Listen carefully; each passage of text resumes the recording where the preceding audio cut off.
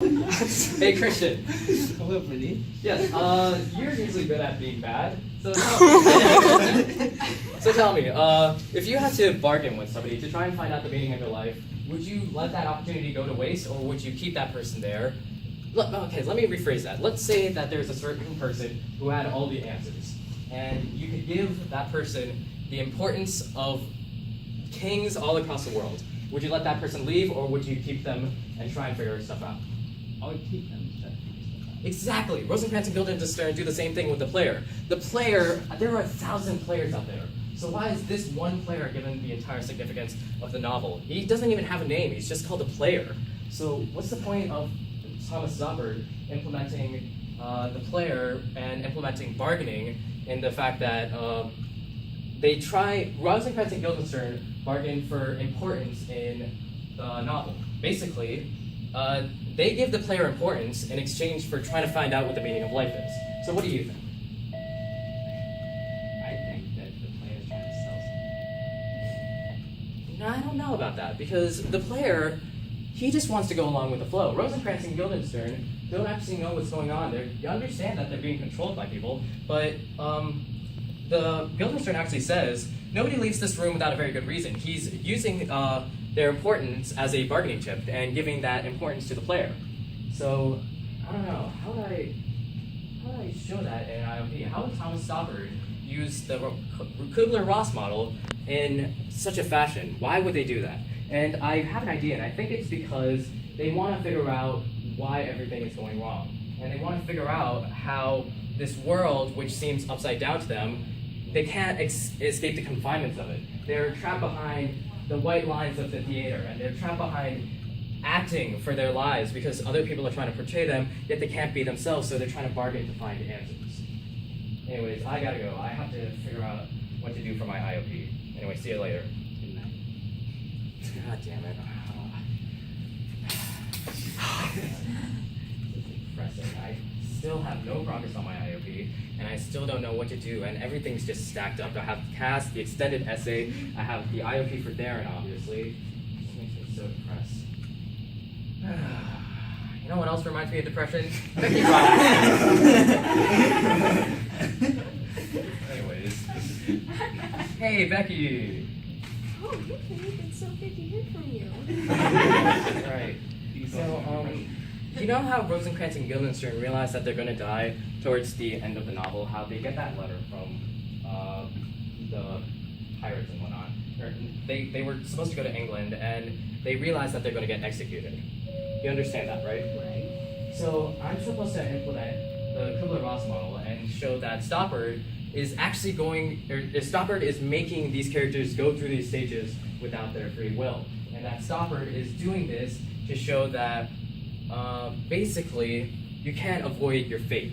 Whether it's written in a novel that is like this one, or you're being acted out upon it and plays all across the world, there's no way you can defy the script. And Stoppard makes Rosencrantz and Guildenstern realize that. They realize that they can't escape the confinements of the novel, of the play. Because the very novel, in and of itself, the name is Rosencrantz and Guildenstern are dead. From the very beginning, we understand the fact that they are going to die.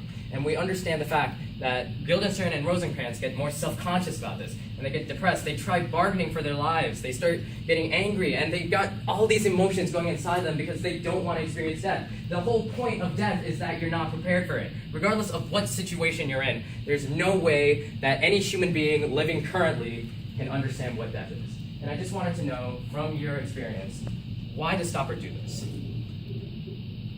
Well, I think maybe he might be trying to portray depression based on the Kubler. And this is why you make me depressed. Always a pleasure. Alright, good night. I'm gonna fail! I'm literally gonna fail because I can't show these people how Stoppard does these things. Stoppard does these things because he wants to show people that we are not Rosencrantz and Guildenstern. We are literally not confined to the stage. But it's things like these. It's things where you have to sell your soul and display everything that you are for a simple grade or for any performance, just for money or anything. You can't be yourself. You can't be who you want to be, but you have to be what people tell you to be. Thomas Stoppard is a sadistic man who makes characters out of their own demises. He uses the source material and makes a story in which we relate to these people. We see Rosencrantz and Guildenstern within ourselves. We see us trying to find answers and trying to find the truth within the truth within the world, the hidden meanings surfacing all around us.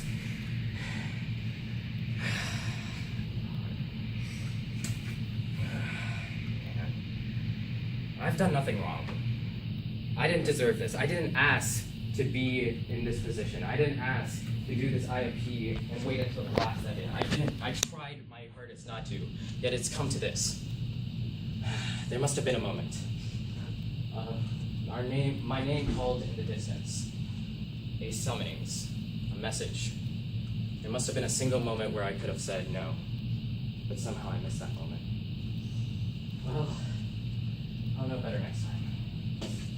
Now you see me.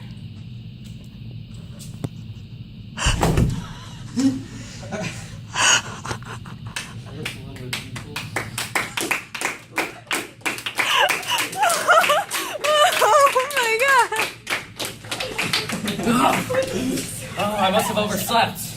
Oh, and I forgot to do my IOP. Jeez, it feels like somebody's trying to keep me alive. Just like Rosencrantz and Guildenstern are kept alive by Thomas Stoppard.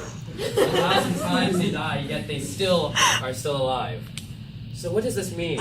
Stoppard isn't trying to show that every time that these characters die, it's a grim story about their deaths. No, it's trying to show that we're not like Rosencrantz and Guildenstern. It's trying to show that we aren't confined to the limitations of the stage.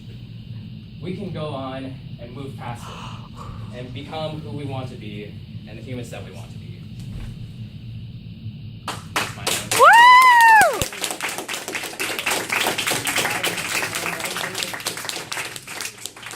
Give depression a high five. Yeah. This is why you were texting me at 11 o'clock last night? God. He's also texting me at 11 o'clock last night. Not him alone. It was like super meta level. Is that why you texted me at 2:30 in the morning? Yeah. You had my text messages up on your phone when you were pretending to call them. Yeah. Thank you for No, I asked something at 9:30 and you waited 2:30 to text me back. Like, what the hell? See, it's supposed to be like meta because It's not supposed meta when it interferes with my sleep. That was so sad. I need to get the questions. I have a lot. I'm thoroughly impressed. That's the first time you ever said that. I know. It's a scary thought to have. You said you hated me, I wrote that I hate you. But it kind of changed my mind. No, that was just for the act, obviously. Sure. I guess, can you explain why you had everybody sit on the ground? Well, it was supposed to be that there was this disconnect because I was standing up, right? So it's this disconnect between the actor and the audience. And you're supposed to realize that I'm not Pranith, Reddy, the presenter, but I'm a separate entity that's presenting his scenario of the story to you all. You all are just viewers of the story, completely disconnected from me. And I felt that this sort of disconnect would help drive the point home how you're different from actors on stage who are confined to the limitations of the plot.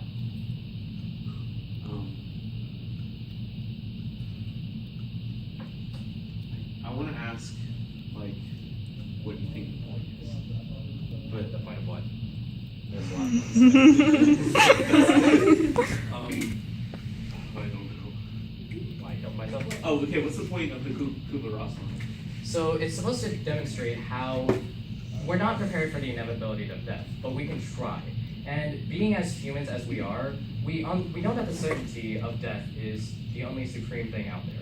And they say that taxes is also there, but I don't know, believe that. You could just be on the run for the rest of your life.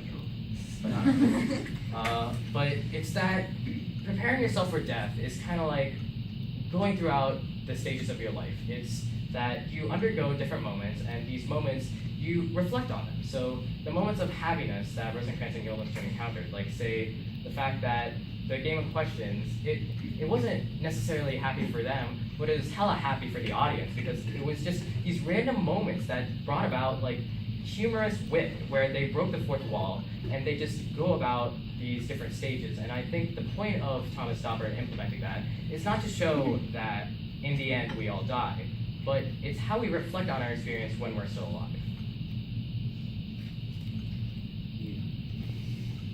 Do you have anything nice to say? I loved it. At the beginning, I was kind of like, what is Pranith doing? But then, like, by the end, it just, like, blew my mind. It's like, there was something I forgot to explain. It's that when I stabbed myself with the needle and filled with ACL, that's basically the compound that's used for lethal injections. And I woke up again. I wanted to symbolize the fact how Rosencrantz and Guildenstern are constantly they're immortalized. And Rosencrantz admits to this fact when Guildenstern says, consistency is all I ask, and then Rosencrantz says, immortality is all I seek. They are immortalized in the story, and how actors throughout the world are going to be portraying them forever and ever. The 1,000 casual deaths are just them being portrayed again and again. That's why I tried to loop back to the beginning when I died. So, yeah. So when will this improvement I'm gonna make you a star. Let's try hip-hop. You gotta fight somebody for that. Yeah, we Pranith, that's fight. different. Thank you, Brittany. Let's go. Take me right now. I need to sleep. Me and Mark